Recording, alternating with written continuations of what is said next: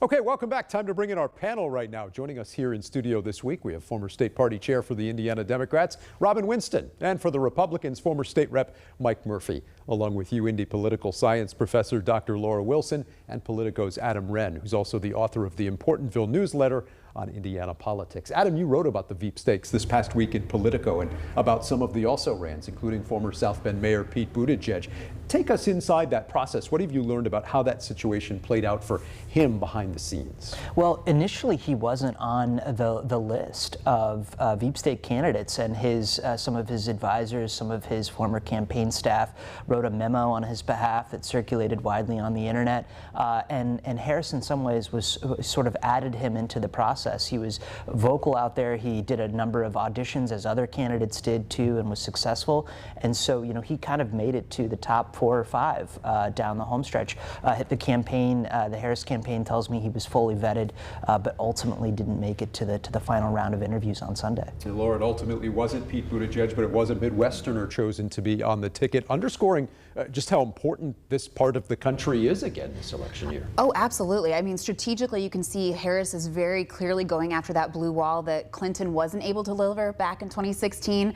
But Wisconsin borders Minnesota, and then you're talking about, of course, Michigan and Pennsylvania. And I think when you look at Walz, being able to deliver the Midwest for Harris is essential here if they're going to be successful. Robin, what did you think? Did your party's candidate make the right choice here? A lot of people thought it might be Josh Shapiro. What are Democrats saying about the Harris-Walz ticket so far?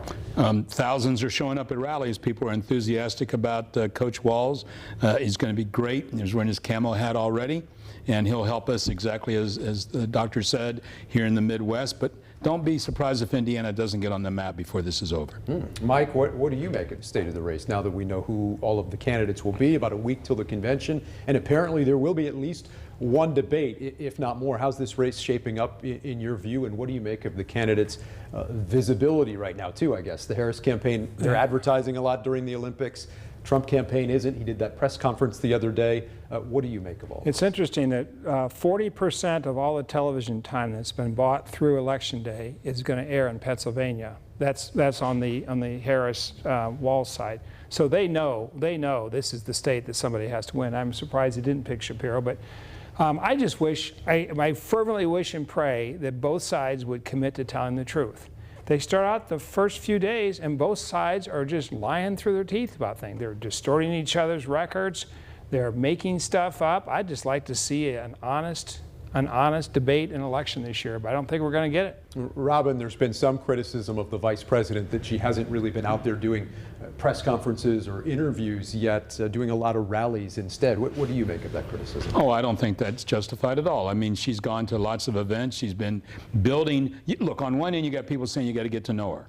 So then you go to events. Now you're criticizing, some people criticizing because she's not having press events. She will have plenty of press events in the remaining days of this campaign. She's offered to debate anytime, anywhere. I believe she'll get her points across. Mike, what's your response to that? And what did you make of former President Trump's press conference this past week, maybe trying to get some of that attention back in the news cycle that's seen the Harris he's been campaign out of the news cycle for literally almost a month, right? Since his assassination attempt, obviously was not voluntary. But I think that it looked desperate. I think he rambled a lot yesterday.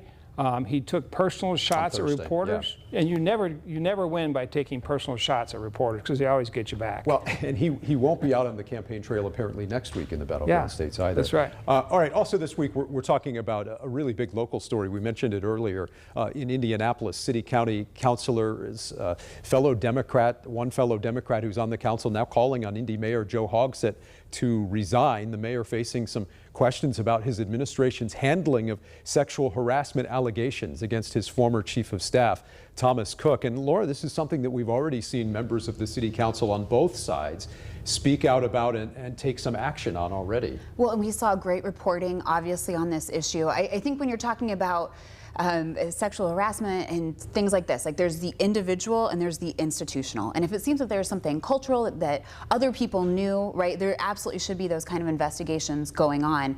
I think it's good that people are having these conversations, but you have to have a sense of justice too. It might not just be one individual instance, and that's what's so concerning in this particular case. Jennifer McCormick also issuing a statement critical of Mayor Hogsett. Adam, how much pressure is the the mayor facing over this situation right now because of the actions of his former chief of staff? Well, he is facing a significant amount of pressure, but we've seen his closest allies, Vop Vasili and others, essentially give him a little bit of space in their statements where they're not going after him, but they're going after the institutional reforms that Laura talked about. And so I do think that he could survive this, but if there is a deeper investigation from the council, who knows what could come out of those? I mean, they always sort of are hot potatoes that can lead in any direction. There's a council meeting next Monday night.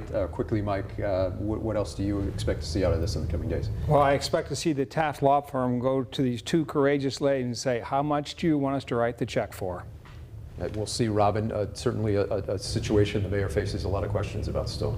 Yeah, and there'll be an investigation, but look what we've done here. We're not sweeping underneath the rug, trying to make sure that we address this through an investigation by the city council and its members. All right, coming up next, as the games conclude in Paris, a Hoosier is celebrating his gold medal win along with his friends and classmates back at home. Stick around, we're back right after this.